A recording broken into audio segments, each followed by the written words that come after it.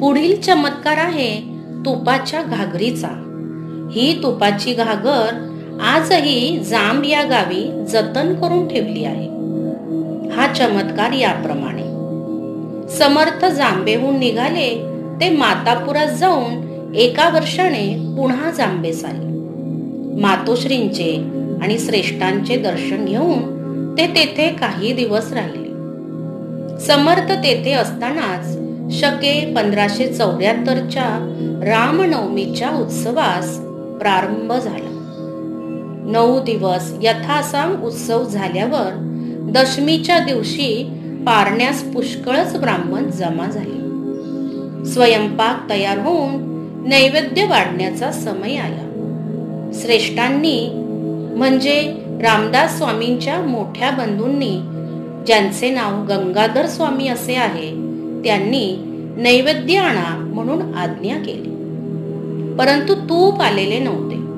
म्हणून श्रेष्ठांचे चिरंजीव रामचंद्र बुवा फार कष्टी झाले आणि दरवाजात वारंवार खेपा घालू लागले. हे पाहून समर्थांनी मुलाला जवळ घेऊन विचारले, बाप्पा, तू असा मलूल का? तुला कोणी बोलले की काय? रामचंद्र बुवांनी हात जोडून म्हटले, मला कोणीही बोलले नाही. श्रेष्ठ नैवेद्य आणण्याची त्वरा करीत आहेत. परंतु कारभार्यांनी शेजारच्या गावी तुपाकरिता पाठवलेला मनुष्य अद्याप आला नाही. तेव्हा आता काय करावे या चिंतेत पडलो आहे. तेव्हा समर्थांनी कारभार्यांना हाक मारून म्हणाले, याची तयारी पूर्वीच का केली नाही? नंतर रामचंद्र बुवास बरे असू द्या, काळजी करू नका असे म्हणून श्रेष्ठांचे मुंजे या नावाचे एक शिष्य होते. त्यांना हाक मारून एक मातीची घागर आणून ती स्वच्छ धुवून विहिरीवरून स्वच्छ पाण्याने भरून आणावी म्हणून आज्ञा केली. त्याप्रमाणे मुंजांनी घागर आणून समर्थांपुढे ठेवली. समर्थांनी त्या घागरीस स्पर्श करून मुंजे यांना सांगितले की या घागरीतील तूप काढून नैवेद्यास द्यावे. रामचंद्र बुवांना सांगितले की नैवेद्य होताच मुंजे यांच्याकडून घागरीतून तूप पंक्तीस वाढावे. त्याप्रमाणे सर्व व्यवस्था झाली. 2-3 पंक्ती उठल्या. शूद्रादिकांची भोजनेही झाली.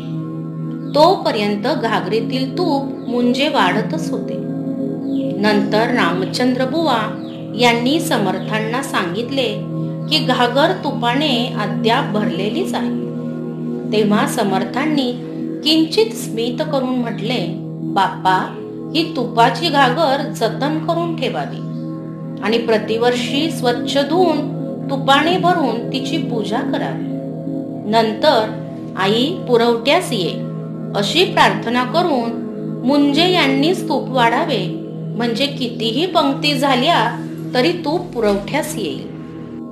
हे सर्व वर्तमान रामचंद्र बुवा यांनी श्रेष्ठांना सांगितले. तेव्हा श्रेष्ठ म्हणाले की ही बेगमी केवळ तुझीच नाही तर तुझ्या वंशाचीही केली. ती घागर अद्यापही तशीच जतन करून ठेवली आहे. समर्थांनी थोडे दिवस गेल्यानंतर कृष्णातीरी जाण्यास श्रेष्ठांची आज्ञा मागितली. तेव्हा उभयतांचे एकांतात बसून पुष्कळ संभाषण झाले. ते त्यांचे त्यांनाच माहीत. नंतर त्यांनी परस्परांना आलिंगन दिले. तेव्हा उभयतांच्याही नेत्रातून आनंदाश्रू वाहू लागले. नंतर समर्थ श्रेष्ठांची आज्ञा घेऊन चाफळास गेले.